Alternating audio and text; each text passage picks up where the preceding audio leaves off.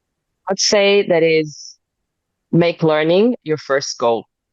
Oh, Um, and again, start investing something that even if you say, I'm going to put $100 here and I'm okay if I lose $100 because I'm going to learn from that. Imagine you paying for a course. Imagine paying for university or whatever it is.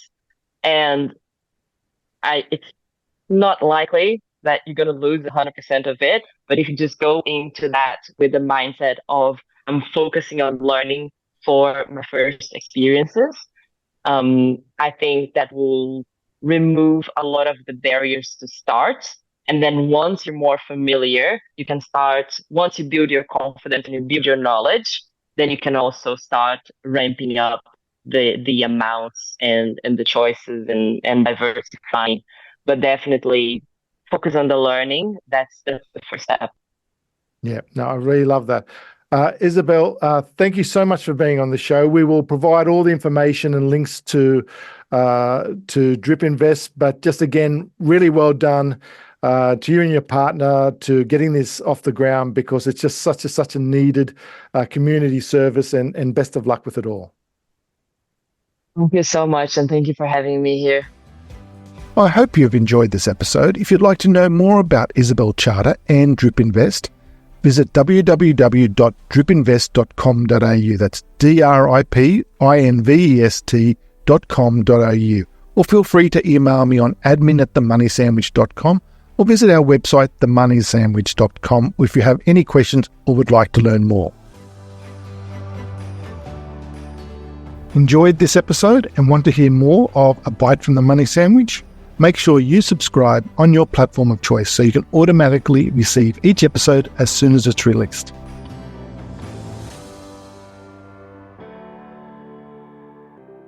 As with every podcast, this information is not advice, as not personalised to your own situation. And past performance is never guaranteed for the future. What we are trying to do here is to provide tips, coaching and education to help improve your money knowledge, which we believe can only be a good thing. See you next time when we take another bite from the Money Sandwich.